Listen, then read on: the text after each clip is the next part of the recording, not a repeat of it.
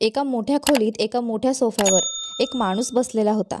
त्याच्यासमोर असंख्य मुलींची रांग लागलेली होती. त्या सगळ्या मुली एकापेक्षा एक सुंदर होत्या. त्यांच्या चेहऱ्यावर एक मोहक हास्य होते आणि त्या एका खास व्यक्तीसमोर हजर केल्या गेल्या होत्या, जो त्यांच्यासमोर बसलेला होता. तो माणूस दिसायला देखणा आणि शहरातील एक मोठा उद्योगपती होता. त्याचा रुबाब संपूर्ण शहरात प्रसिद्ध होता. त्याचे नाव होते राजीव सिंघानिया. राजीव सिंघानिया 18 वर्षांचा एक अत्यंत देखणा तरुण होता. त्याचा चेहरा आणि त्याची मजबूत शरीरयष्टी अशी होती की कोणतीही मुलगी त्याच्यावर फिदा होईल. पण राजीव सिंघानियाला प्रेम नावाची गोष्ट आवडत नव्हती. त्याच्या जीवनातील प्रत्येक नाते फक्त आणि फक्त स्वार्थासाठीच जोडले गेले होते. आणि प्रेम, त्याला माहीतच नव्हते की ते काय असते, कसे असते. त्याच्या मते भावना फक्त माणसाला कमकुवत करतात, म्हणून तो नेहमी प्रॅक्टिकल राहण्यावर विश्वास ठेवायचा. त्याच्यासाठी भावना, प्रेम, जिव्हाळा याला किंचितही महत्त्व नव्हते. जर कुठल्या गोष्टीला किंमत होती तर ती होती पैसा, प्रसिद्धी, प्रतिष्ठा आणि त्याचा स्वतःचा ॲटिट्यूड. राजीव सिंघानियाच्या थंड नजरा त्या मुलींवर रोखल्या होत्या. त्याच्या बाजूला बसलेला त्याचा नवीन बिझनेस पार्टनर त्याला म्हणाला, या आमच्या क्लबमधल्या काही सुंदर डान्सर्स आहेत. तुम्ही त्यांच्यातून कोणालाही आज रात्रीच्या एंटरटेनमेंटसाठी निवडू शकता. आमच्या नव्या बिझनेस डीलसाठी हा माझ्याकडून एक छोटासा गिफ्ट. त्या व्यक्तीच्या चेहऱ्यावर एक विकृत हसू होते. हातात दारूचा ग्लास घेऊन राजीव सिंघानिया त्या साऱ्या मुलींकडे नजर टाकतो. त्या सर्व मुली खूप छान तयार होऊन आल्या होत्या. त्यांना हे माहीत होते की आज त्यांना मिस्टर राजीव सिंघानियासमोर हजर केले जाणार आहे. त्यामुळे प्रत्येक मुलीच्या डोळ्यात एक वेगळीच उत्सुकता आणि थोडीशी घबराट होती. प्रत्येक मुलगी मनोमन प्रार्थना करत होती की काश राजीव सिंघानियाची नजर तिच्यावर जावी आणि त्याने तिलाच निवडावे. त्या सगळ्या मोहक हसत आपली अदाकारी दाखवत त्याचे लक्ष वेधून घेण्याचा प्रयत्न करत होत्या. पण राजीव फक्त एक नजर टाकतो आणि त्याच्या चेहऱ्यावर काहीच प्रतिक्रिया उमटत नाहीत. जणू त्याला कोणतीही मुलगी आवडलीच नाही. ग्लासमधून एक घोट घेतो, म्हणतो, बकवास, सगळ्या बकवास आहेत. काहीतरी नवीन दाखवा. जुन्या आणि वापरलेल्या गोष्टींमध्ये मला रस नाही. त्याचे हे उदासीन उत्तर ऐकून सर्व मुलींच्या चेहऱ्यावर निराशा पसरते. त्या सगळ्या एकदम अपसेट होतात. राजीव सिंघानिया खरोखरच एक सिलेक्टिव्ह माणूस होता आणि त्याची पसंत रेअर होती. तो जे ठरवायचा ते मिळवण्यासाठी कुठल्याही थराला जाऊ शकत होता. पण त्याच्या नजरेत इतक्या सहज कोणी बसत नव्हतं. तो खूप निवडक चव असलेला माणूस होता. त्याच्या बाजूला बसलेला माणूस हसत म्हणतो, अहो, तुम्ही काळजी काय करता? आम्ही क्लबमधील अगदी फ्रेश नवीन मुली तुमच्यासमोर आणू. तो लगेच आपल्या गार्डला इशारा करतो. क्लबमध्ये नुकत्याच आल्या असलेल्या नवीन मुलींना घेऊन या, 5 मिनिटात. गार्ड तात्काळ निघून जातो. एका खोलीत अनेक मुली तयार होत होत्या. तेवढ्यात एक गार्ड आत येतो आणि म्हणतो, चला, आता तुमची वेळ आली आहे. ज्या व्यक्तीसमोर तुम्ही जाणार आहात तो या शहराचा सर्वात मोठा उद्योगपती आहे. जर त्याला खुश केले तर आयुष्य सेट. त्याचे नाव आहे राजीव सिंघानिया. पण लक्षात ठेवा, त्याला पटवणं एवढं सोपं नाही. चला पटकन माझ्या मागे या. राजीव सिंघानिया हे नाव ऐकताच सर्व मुलींच्या डोळ्यात चमक येते. पण एका मुलीच्या चेहऱ्यावर मात्र धक्का बसल्यासारखा भाव उमटतो. ती मुलगी कोपऱ्यात शांत उभी होती. तिला या नावाची अजिबात अपेक्षा नव्हती. थोड्याच वेळात काही नवीन मुली त्या खोलीत येतात. राजीवची नजर त्या नवीन मुलींवर पडते आणि एका विशिष्ट मुलीवर येऊन स्थिरावते. लाल रंगाचा गाऊन परिधान केलेली एक अपूर्व सुंदर मुलगी, चेहऱ्यावर कुठलेही हावभाव नसलेली, त्या मुलींच्या समूहात उभी होती. तिला पाहताच राजीव सिंघानियाच्या भुवया किंचित उंचावतात. ती दुसरी कोणी नसून मीरा देशमुख होती. मीरा, राजीवची एक्स वाईफ. याबाबत जगात फार थोड्या लोकांना माहिती होते. राजीवने मीराला घटस्फोट दिला होता, कारण हे लग्न त्याच्या इच्छेविरुद्ध झाले होते. मीराला तिथे पाहून राजीवचे हावभाव एकदम गडद होतात. राजीवच्या समोर बसलेला तो माणूस हसून म्हणतो, या मुली क्लबमध्ये नुकत्याच आल्या आहेत. त्यांची पहिलीच रात्र आहे. त्यांच्या नशिबाने त्यांच्या करिअरची सुरुवात तुमच्यासारख्या अद्वितीय व्यक्तीकडून होत आहे. सर्व मुली एकदम राजीवच्या समोर उभ्या राहतात. मीरा मात्र आपले डोके झुकवून उभी होती. ती नजर वर करून राजीवला पाहायलाही तयार नव्हती. राजीव उठतो, टेबलावर आपला दारूचा ग्लास ठेवतो आणि त्या मुलींकडे पुढे जातो. सोफ्यावर बसलेला माणूस हे विचार करून आनंदी होत होता की राजीव या मुलींमध्ये स्वारस्य दाखवत आहे. राजीवने त्या मुलींचे चारही बाजूंनी निरीक्षण केले, पण प्रत्यक्षात त्याच्या नजरा फक्त मीरावरच टिकल्या होत्या. प्रत्येक मुलगी आपल्या अदा, सेक्सी हसू आणि आकर्षक फिगरसह राजीवला आकर्षित करण्याचा प्रयत्न करत होती. काहींनी तर त्याला हलकासा स्पर्शही केला, पण राजीवच्या चेहऱ्यावर कोणत्याही प्रकारचं आकर्षण दिसत नव्हतं. तो फक्त मीराकडे एकटक पाहत होता. बाकीच्या मुली ज्या प्रकारे आपली मोहक अदाकारी दाखवत होत्या तसं काहीही मीरा करत नव्हती. ती तर राजीवकडे बघण्याचेही टाळत होती. जणू तिला त्याच्याशी काही घेणं देणं नव्हतं. तिच्या या वागण्याने राजीवच्या चेहऱ्यावरची शांतता अचानक तणावात बदलली. राजीवने गर्दीतून पुढे होत मीराचा हात पकडला आणि तिला ओढत बाहेर नेले. दुसऱ्या हाताने तिची कमर घट्ट पकडली. मीरा राजीवच्या छातीशी बिलगली, पण तरीही तिने त्याच्याकडे बघण्याचा प्रयत्न केला नाही. राजीवच्या चेहऱ्यावर हलकीशी पण एक शैतानी स्मित होते. तो थोडा पुढे झुकत म्हणाला, आय वॉन्ट हर. राजीवच्या उत्तराने समोर बसलेला माणूस खुश झाला, पण बाकीच्या मुलींच्या चेहऱ्यावर निराशा स्पष्ट दिसत होती. त्या सर्व हॉट आणि सेक्सी मुलींना नाकारून राजीवने त्या साध्या सरळ मुलीला निवडले हे पाहून सगळे आश्चर्यचकित झाले. त्याचा बिझनेस पार्टनर आनंदाने म्हणाला, वा मिस्टर राजीव, तुमची निवड उत्कृष्ट आहे. ही आमच्या क्लबमधील सर्वात नवीन मुलगी आहे. ही तुमच्या सेवेसाठी हजर राहील आणि आज रात्री तुम्हाला एंटरटेन करेल. राजीव मीराकडे एकटक बघत राहिला. लग्नाच्या एका वर्षात ही पहिलीच वेळ होती जेव्हा त्याने मीराला इतक्या जवळून पाहिलं होतं. त्याला तिचे सौंदर्य जाणवू लागलं, पण त्याच्या मनात फक्त कटू आठवणी होत्या. लग्नाच्या दुसऱ्याच दिवशी त्याने तिला आपल्या घरातून बाहेर काढलं होतं. तो कधीच तिला पत्नीसारखी वागणूक देत नव्हता. मीरा ही लग्नानंतर वडिलांच्या घरीच राहिली. तिच्या आणि राजीवच्या लग्नाची गोष्ट दोन्ही कुटुंबांव्यतिरिक्त कोणालाही माहिती नव्हती. राजीवने तिच्याशी लग्न केवळ जबरदस्तीमुळे केले होते आणि तो मीराला मनातून स्वीकारायलाही तयार नव्हता. शेवटी एक दिवस त्याने तिला डायव्होर्स पेपर्स पाठवले आणि तिचे सर्व संबंध संपवले. त्याने तिला अल्युमिनीसाठी काही पैसेही पाठवले, पण मीराने ते स्वीकारले नाहीत. तिने त्या कागदांवर सही केली आणि पैसे परत पाठवले. दोघांचे नाते कधी सुरू झाले आणि कधी संपले याची कोणालाही खबरही लागली नाही. राजीवने खोलीतील सर्वांना बाहेर जाण्याचा इशारा केला. काही क्षणांतच त्या खोलीत मीरा आणि राजीवशिवाय कोणीच उरलं नव्हतं. राजीवच्या चेहऱ्यावरचा राग अजून वाढला. त्याने मीराच्या कमरेवरील पकड घट्ट केली, जणू काही तो तिला सहजासहजी सोडणारच नव्हता. त्याचा आवाज आता कधी कठोर झाला. तर हा धंदा कधीपासून सुरू केलास? त्याचे शब्द ऐकून मीरा आतून तुटली. खरं तर हे लग्न तिच्यासाठी जबरदस्तीचं नव्हतं. तिला पहिल्याच नजरेत राजीव आवडला होता. ती त्याच्यावर खूप प्रेम करत होती. तिने मनाशी ठरवलं होतं की एक दिवस ती त्याच्या हृदयात आपली जागा नक्कीच बनवेन. पण राजीवने तिला कधीच संधी दिली नाही. तो तिला फक्त तिरस्कार आणि अपमानच देत राहिला. शेवटी जेव्हा तिला डायव्होर्स पेपर्स मिळाले तेव्हा तिच्या सर्व आशा पूर्णपणे कोसळल्या. ती पूर्णपणे तुटून गेली. आज इतक्या वर्षांनंतर अशा परिस्थितीत राजीवशी भेट होईल हे तिने स्वप्नातही विचार केला नव्हता. पण आता ती कमकुवत पडणार नव्हती. मीराने मोठ्या धाडसाने आपले डोळे वर करून राजीवच्या नजरेला नजर दिली आणि अगदी थंड आवाजात म्हणाली, मला गरिबीत राहण्याचा शौक नाही. माझेही काही शौक आहेत आणि त्यांना पूर्ण करण्यासाठी मला पैशांची गरज आहे. माझा नवरा म्हणजे तुला माझी जबाबदारी उचलायची नव्हती. त्यामुळे मला स्वतःसाठी काहीतरी करावं लागलं. I need money, a lot of money. मीराच्या उत्तराने राजीवचे एक्सप्रेशन्स अधिकच काळसर आणि क्रूर झाले. अरे वा, म्हणजे माझ्या एक्स वाईफचे काही शौक आहेत. पैशांसाठी स्वतःचे शरीर विकायचे ठरवलंस. कमाल आहे. खरंच शौक काय काय करायला लावतात, नाही? बरं झालं मी तुला घटस्फोट दिला. अशा मुली पत्नी म्हणून शोभत नाहीत. यांचे फक्त एकच काम असते, आपल्या शरीराची आग शमवणं.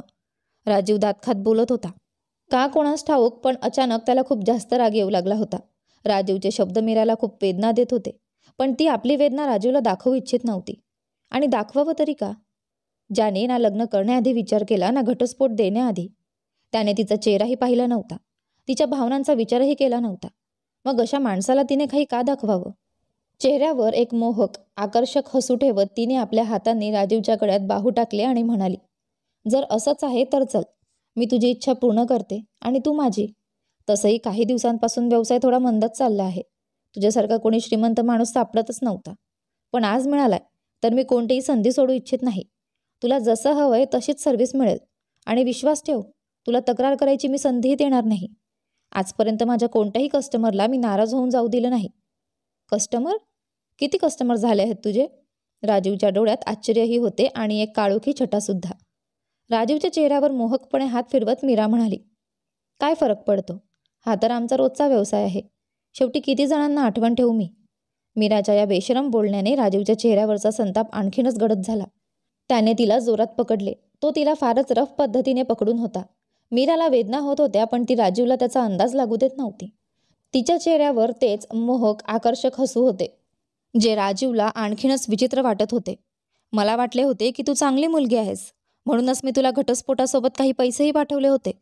जेव्हा तू ते पैसे मला परत केलेस तेव्हा मला वाटले की तू स्वाभिमानी आहेस. कुठेतरी थोडा अपराधीपणाही वाटला. असं जाणवलं की मी कोणाला तरी दुखावले, कोणाचे तरी आयुष्य उद्ध्वस्त केले. पण आज तुझे हे रूप पाहून माझा तो गैरसमज आणि अपराधीपणाची भावना कायमची निघून गेली. आता मला अजिबात पश्चाताप नाही की मी तुला घटस्फोट दिला. तसं पाहिले तर आतापर्यंत किती लोकांच्या बेडवर तू गेली आहेस? किती लोकांनी तुझ्या शरीराला स्पर्श केला आहे? किती लोकांची तहान भागवली आहेस तू? सांग, उत्तर दे. राजू रागाच्या झपाट्यात मीराला विचारतो. राजीवचे बोलणे ऐकून मीरा हलकंसं हसत म्हणते, सांगितलं ना, मला नाही वाटत की याने तुला काही फरक पडायला हवा. आणि खरं सांगू तर बरंच झालं. मी कितीही लोकांसोबत मजा केली असली तरी विश्वास ठेव, मला खूप अनुभव आहे. तुला मी खूप आनंदी करू शकते. एकदा मला ट्राय करून बघ. अगदी पैसा वसूल परफॉर्मन्स मिळेल तुला. मीराचे बोलणे राजीवचे रक्त आणखी उबदार बनवत होते. तो मीराला बेडजवळ घेऊन जातो आणि बेडवर खाली टाकतो. मीराच्या चेहऱ्यावर एक सिडक्टिव्ह स्मित आहे. राजीवने आपला शर्ट रागाने काढून टाकला. त्यानंतर त्याने आपली पॅन्ट देखील काढून टाकली. मीरा हळूहळू तिचे कपडे तिच्या शरीरापासून विभक्त करते. मीराचे शरीर राजीवच्या डोळ्यासमोर होते. मीराचे शरीर परिपूर्ण होते. एक पातळ कमर, परिपूर्ण आकार, आणि आकार कुठेही कमी नाही की जास्त नाही, आणि त्वचा लोण्यापेक्षा मऊ. राजीव मीराच्या जवळ येत असताना तो म्हणाला, दाखव मला तुला किती अनुभव आहे ते. तुम्हाला सॅटिस्फाय करावे अशी माझी इच्छा आहे. मीरा तिरके हसून अत्यंत उत्कटतेने राजीवला जवळ खेचते. राजीव आणि मीरा जबरदस्त मार्गाने चुंबन घेतात. राजीव राक्षसी पद्धतीने मीराला किस करू लागतो. जणू त्याचा राग बाहेर येत आहे. परंतु मीरा काहीही रिॲक्ट करत नाही, फक्त आपले कार्य चालू ठेवते. राजीव अतिशय खडबडीत आणि जोरदार संबंध प्रस्थापित करण्यास सुरुवात करतो. मीरा तिच्या चेहऱ्यावर शामक हास्य देऊन सर्व काही हसून सहन करत होती. तिला खूप वेदना होत होत्या आणि तरीही ती तिच्या चेहऱ्यावर वेदना येऊ देत नव्हती. मीरा कॉलेजच्या काळात एक चांगली खेळाडू होती. ती एक अतिशय सक्रिय मुलगी होती.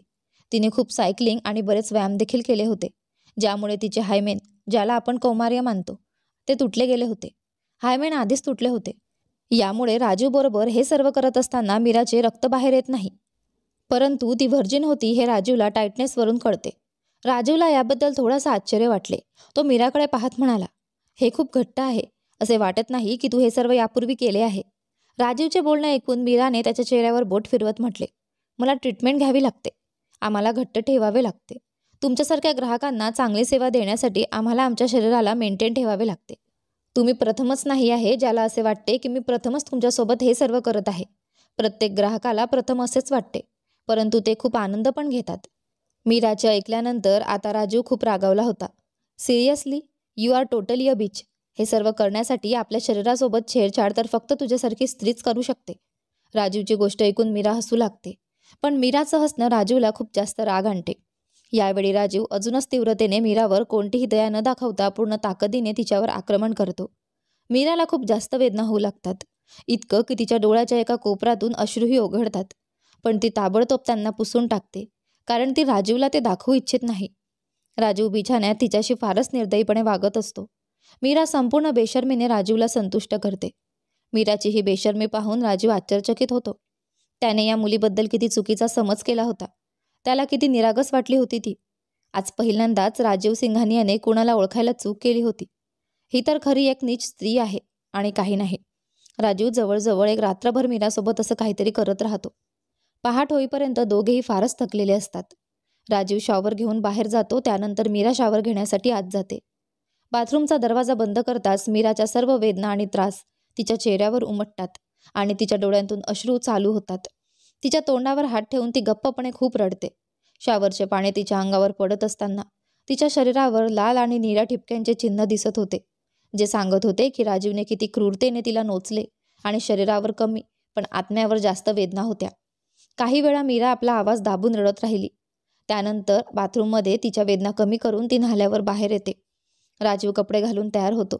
त्यानंतर तो जाण्याची तयारी करत असतो. पण त्याआधी त्याने त्याच्या कोटातून एक चेक बाहेर काढला आणि मीराकडे जाऊन तो चेक तिच्यावर फेकतो. हे पकड, तुझ्या रात्रीच्या सर्व्हिसचे पैसे. मीरा आपल्या अंतर्गत वेदना लपवून आणि संपूर्ण बेशर्मीने चेक घेते आणि तो पाहते. चेकवर लिहिलेल्या रकमेवर मीराच्या चेहऱ्यावर स्मित उमटते. ती राजीवला पाहून म्हणते, थँक्यू सर. रक्कम पाहून असं वाटतं की तुम्हाला माझी सेवा खूप आवडली आहे. पुन्हा कधी नक्की या. राजीव मीराचे केस पकडून तिला थोडा आपल्या जवळ आणतो. त्याने मीराचे केस जोरात पकडले होते, ज्यामुळे मीराला वेदना होत होत्या, पण ती ते दाखवत नव्हती. राजीव रागात तिच्या दातांना चिमटीत धरून मीराकडे बोलतो, प्रश्नच नाही. मी कधीही कोणाशी दुसऱ्यांदा बिस्तर शेअर करत नाही. हे राजीव सिंघानियाचे नियम आहेत. आयुष्यात कधीही माझ्या समोर येऊ नकोस. मीरा उत्तर देते, ओह, इतकं वाईट? म्हणजे तुमच्यासोबत रात्र घालवण्याची दुसरी संधी मिळणार नाही? मीरा हलके उदास होण्याचा अभिनय करते. काही फरक नाही. तुम्ही नाही तर दुसरी कोणती मोठी पार्टी. शहरात असे शोक ठेवणाऱ्या लोकांची कमतरता नाही. तरीही आज रात्री मला दुसऱ्या बिझनेसमॅनसोबत अपॉइंटमेंट आहे. त्यासाठी तयारी करावी लागणार आहे. सुंदर ड्रेस घ्यायचा आहे. एक फारच सेक्सी लॉन्जरी सेट घ्यायचा आहे. त्यानंतर पार्लर जाऊन तयार व्हायचं आहे. फारच बिझी आहे मी. Nice to meet you mister Rajiv Singhania.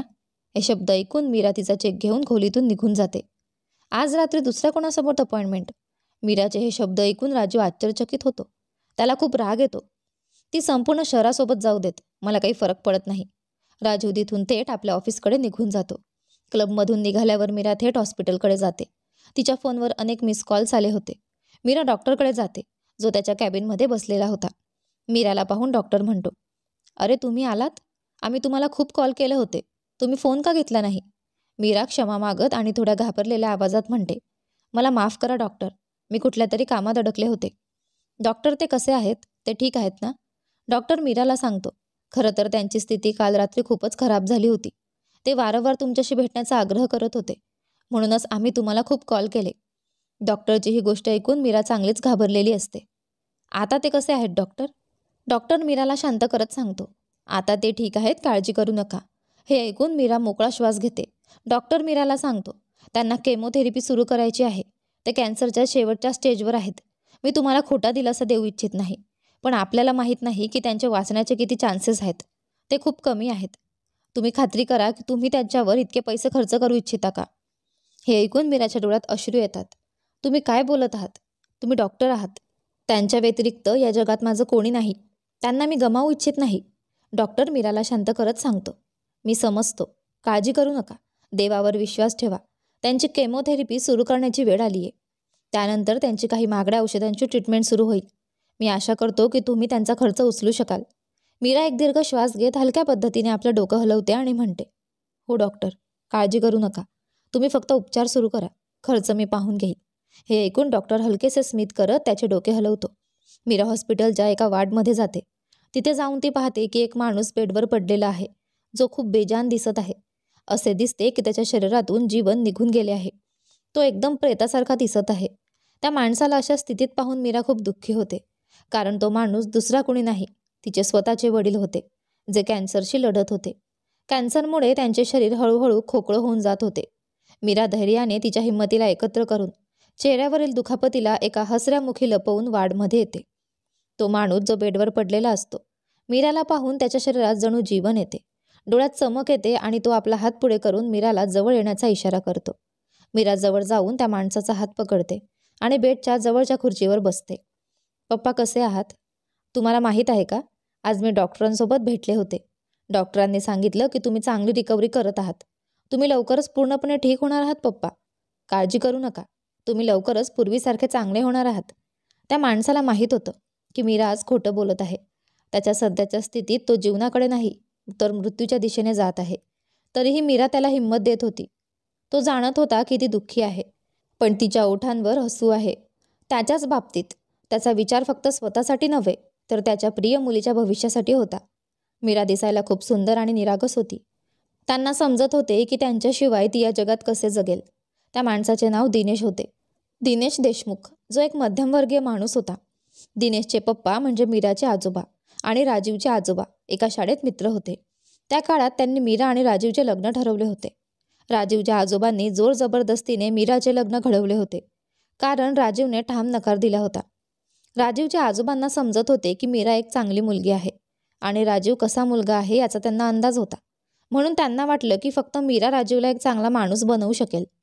राजीवच्या आजोबांची अंतिम इच्छा होती की दोघांनी लग्न करावं आणि त्यांच्या आजोबांच्या इच्छासमोर हतबल होऊन राजीवने मीरासोबत लग्न केले.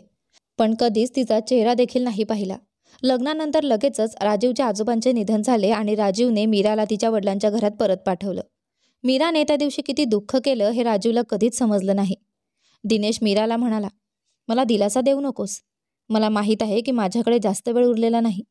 जगात कुठला इलाज मला ठीक करू शकत नाही. मला माझ्या जीवापेक्षा तुझ्या भविष्याची जास्त चिंता आहे, कारण माझं जीवन तुझ्यातच आहे. तो महागडा उपचार तू मला करायला लावला आहेस, पण आता त्याचा खर्च कसा करणार? मी सांगतोय की मला इलाजाची गरज नाही. मला घरी घेऊन जा. मी बाकीचे दिवस तुझ्यासोबत शांतपणे घालवू इच्छितो, हॉस्पिटलमध्ये मरायला नाही. मीरा लगेचच आपल्या पप्पांच्या बोलण्याला थांबवत म्हणाली, पप्पा बस करा. मी किती वेळा सांगितलं आहे की अशी बकवास गोष्ट करू नका. काहीही होणार नाही तुम्हाला. तुम्ही ठीक होणार आहात. डॉक्टरांनी मला सांगितलं की त्यांनी तुमच्यावर नवीन औषधे वापरली आहेत आणि ती काम करत आहेत. आता तुम्ही लवकरच ठीक होणार आहात पप्पा. माझ्यावर विश्वास ठेवा. दिनेश मीराकडे बघत म्हणाला, तू इतके पैसे कुठून मिळवत आहे? तू काहीतरी चुकीचं काम तर. दिनेशने हे बोलत असतानाच मीरा म्हणाली, नाही पप्पा, मी तुमची मुलगी आहे. मी काही चुकीचं करू शकत नाही. पप्पा, माझा जॉब लागला आहे एका मोठ्या मल्टीनॅशनल कंपनीत. या जॉबच्या आधारे मी लोन घेतले आहे तुमच्या उपचारासाठी. पप्पा, काळजी करू नका. तुम्ही लवकरच ठीक होणार आहात. त्यानंतर आपण दोघं घरी परत जाऊ. दिनेश थोडा उदास होतो. मीरा त्याला उदास पाहू शकत नाही. ती त्याच्या हातावर हलक्या गालावर किस करत म्हणाली, पप्पा, तुम्ही जाणता ना की मी तुमच्यावर किती प्रेम करते. तुम्हाला काही होणार नाही, काहीही नाही. दिनेश हलक्या असण्यासोबत मीराच्या डोक्यावर हात फिरवतो. आपल्या वडिलांची अशी जीवनविहीन अवस्था पाहून मीरा खूप दुःखी होऊन जाते. ती त्यांना अशी पाहू शकत नाही. देवाने ना जाणे काय खेळ खेळले आहेत तिच्यासोबत. आईला तर लहानपणीच देव घेऊन गेला होता. लग्नही झाले आणि तुटलेही. आता एकटा पिता तिचा अखेरचा आधार राहिला होता. देव त्यालाही घेत आहे. आपल्या पित्याला वाचवण्याच्या प्रयत्नात तिने काय किमतीची गोष्ट गमावली आहे हे फक्त तीच जाणत होती.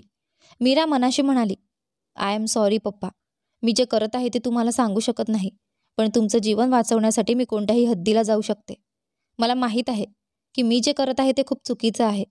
याने माझं जीवन नष्ट होईल आणि त्यातून मी कधीही बाहेर येऊ शकणार नाही. पण मी तुम्हाला या स्थितीत तडफडत मरताना पाहू शकत नाही. Please, I am sorry. आपल्या पित्याला जेवण आणि औषध दिल्यानंतर मीरा घरी परतते. सर्वप्रथम ती पेनकिलर घेते कारण तिचे शरीर खूपच दुखत असते. राजीवसोबत रात्री जे काही झालं त्यानंतर राजीवने ज्या प्रकारे मीरासोबत शारीरिक संबंध ठेवले, मीराचे शरीर पूर्णपणे थकलेले आणि दुखत होते. इतकी वेदना होत होती की ती सहन करू शकत नव्हती. पेनकिलर घेतल्यानंतर मीरा हलकं काहीतरी खाते आणि त्यानंतर बिछाण्यावर पडते.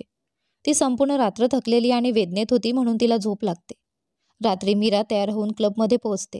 तेव्हा क्लबचा मालक मीराला आपल्याजवळ बोलावतो. मीरा त्याच्या जवळ जाऊन म्हणते, सर, तुम्ही मला बोलावलं? क्लबचा मालक मीराकडे बघत म्हणतो, अरे मीरा, तू?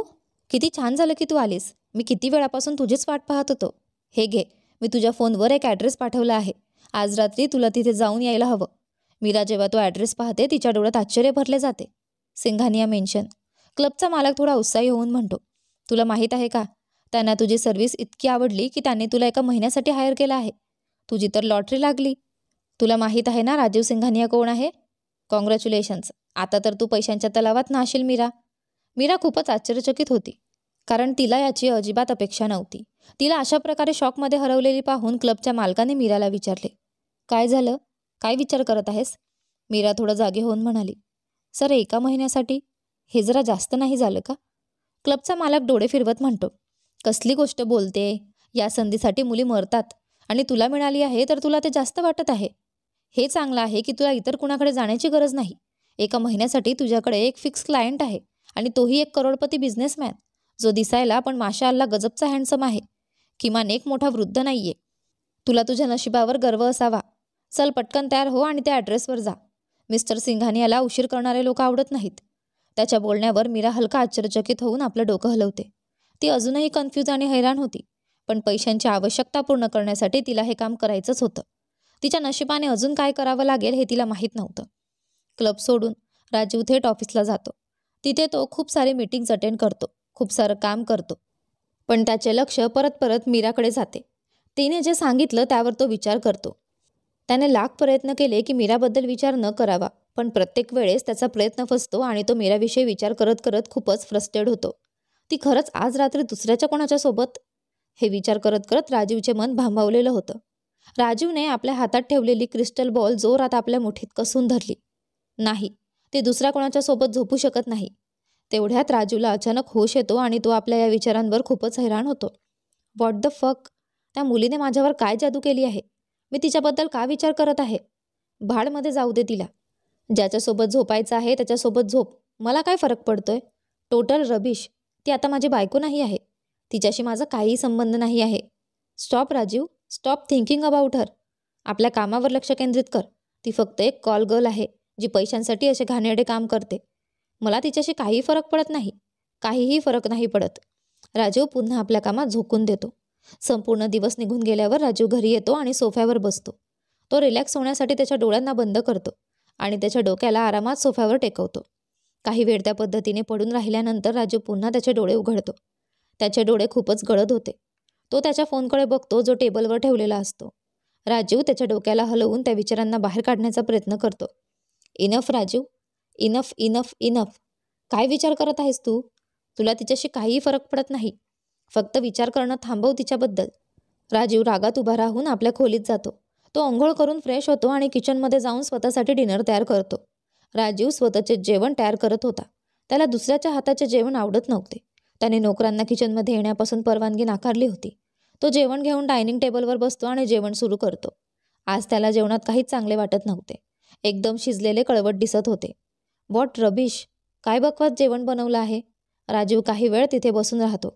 तो त्या गोष्टीला इमॅजिन करतो जे त्याने मीरासोबत केले होते. तिचे मखमली शरीर, तिच्या उबदार श्वासांनी भरलेला श्वास, तिच्या शरीराचा गंध. खरं तर राजीवने ह्या सर्व गोष्टी अनेक मुलींसोबत केल्या होत्या, पण कोणासोबतही त्याला इतका आनंद मिळाला नाही. मीरा खरंच अविश्वसनीय होती. त्याने कितीही नाकारण्याचा प्रयत्न केला तरी खरे म्हणजे त्याला सेड्यूस करण्याच्या तिच्या पद्धती खूपच आश्चर्यकारक होत्या. राजीव विचार करत होता, खरंच आज रात्री ती सगळं काही दुसऱ्या कोणासोबत करणार आहे का? ती दुसऱ्या कोणाच्या खाली असणार का? ती दुसऱ्या कोणाचे नाव पुन्हा पुन्हा तिच्या सिस्क्यांमध्ये घेत असणार का? तो मीराच्या शरीराच्या प्रत्येक भागाला त्याच्या हाताने स्पर्श करणार का, जसं मी केला होता? तो मीरासोबत ते सगळं करणार का? आणि मीरा त्याला तशाच बेशरमपणे सेड्यूस करणार का जसं तिने मला केलं होतं? लॉन्जरी, ती म्हणाली की ती लॉन्जरीचा नवीन सेट घेणार आहे. ती त्या व्यक्तीसाठी घेणार का तिच्याबद्दल ती बोलत होती? आपले सर्व हिंमत एकत्र करत मीरा त्या बंगल्यातिकडे पाऊल ठेवत असते. आज कित्येक दिवसांनी तिने या बंगल्याला आतून पाहिलं होतं. घरातील सर्व नोकर आपापलं काम संपवून गेले होते. आता घरात कोणताही माणूस नव्हता, फक्त राजीव होता. संपूर्ण घरात गुणगाण होता. मीराच्या हिल्सच्या टकटक आवाजाने घरातील शांती तोडली होती. ती नजर वर करून चारही बाजूला पाहते. त्यावेळी ती तिथे हॉलमध्ये एकटीच होती. ती हिंमत करून आवाज देणारच होती की अचानक तिला पायऱ्यांवरून कोणाच्या येण्याचा आवाज ऐकू येतो. तर आलीस तू. खूप उशीर केलास तू येण्यात. तुला माहीत आहे ना की मला उशीर करणारे लोक अजिबात आवडत नाहीत. मीरा पायऱ्यांकडे पाहते. राजीव त्याच्या गडद चेहऱ्यांसह खाली उतरतो. राजीव इतका आकर्षक दिसत होता की मीराचे हृदय जोराने धडकत होते. राजीवही मीराकडे पाहतो. मीरा यावेळी खूपच हॉट काळ्या रंगाची छोटे स्कर्ट घालून होती. ती स्कर्ट इतकी छोटी होती की ती थोडीशी वर झाली तर मीराचं सर्व काही डोळ्यांपुढे येईल. आणि हे कपडे घालून ती त्याच्या जवळ जाणार होती. डिस्गस्टिंग, हाऊ डेअर शी, मीरा राजीवला म्हणते. माझ्या बॉसने मला सांगितलं की तुम्ही मला 1 महिना हायर केलं आहे, मिस्टर राजीव सिंघानिया. मला माहीत नव्हतं की तुम्हाला माझी सर्व्हिस इतकी आवडेल. फक्त तुमच्यामुळेच माझ्या इतर क्लायंट्सला खूप निराशा झाली आहे. आज मी दुसऱ्या कोणासोबत जाणार होती, त्याच्यासाठी इतकी तयारी केली होती, पण क्लबमध्ये पोचल्यावर कळालं की मला तुमच्याकडे यायचं आहे. त्यामुळे दुसऱ्या क्लायंटसोबत माझा प्लॅन रद्द करावा लागला. मीरा हे सगळं खोटं बोलते. राजीव आपली मुठी जोरात घट्ट करतो. तो मीराजवळ येऊन उभा राहतो. तर ही सेक्सी ड्रेस घालून तू आज दुसऱ्या कोणाला आनंद देण्यासाठी जात होतीस? राजीव खूप कठोर आवाजात हे शब्द बोलतो. मीरा हलकं करून आपलं मान हलवत असते, जणू तिला काही फरक पडत नाही. हो, जाणार होती. बेचारा किती वेळापासून माझ्यासाठी वाट पाहत होता. आय एम शुअर की तो या क्षणी तुम्हाला खूप शिव्या घालत असेल. राजीव मीराचे केस पकडून तिला आपल्या जवळ ओढत म्हणतो. I don't care. ज्या गोष्टीवर राजीव सिंघानियाच्या नजर पडतात ती दुसऱ्या कोणालाही दिसू शकत नाही. मीरा एक सेडक्टिव्ह हसत राजीवच्या छातीवर अंगठ्याने फिरवत. रिअली? तर मिस्टर राजीव सिंघानियाच्या नजरा माझ्यावर पडल्या आहेत. मी खूप लकी आहे.